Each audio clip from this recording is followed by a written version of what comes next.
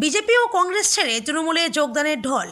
মালদহে শক্তিবৃদ্ধি ঘাসফুল শিবিরের রাজ্যে 2024 লোকসভা নির্বাচনে ভরাডুবির পর থেকেই ফের দুঃসময় শুরু হয়েছে বঙ্গ বিজেপিতে। ক্রমশ দুর্বল হয়েছে সংগঠন। গোষ্ঠীদ্বন্দ্বের জেরে দলে লেগেই রয়েছে ভাঙন।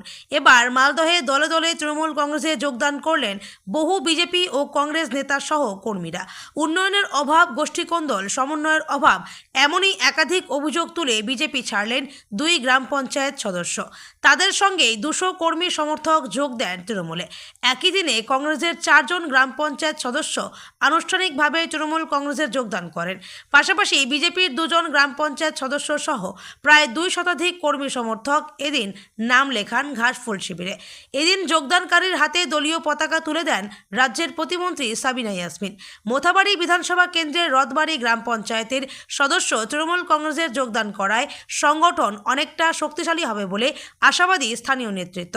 এই যোগদান শিবিরে মন্ত্রী ছাড়াও উপস্থিত ছিলেন কালিয়াচক 2 নম্বর ব্লক তৃণমূল কংগ্রেস সভাপতি ফিরোজ শেখ, হাসিমুদ্দিন আহমেদ প্রমুখ।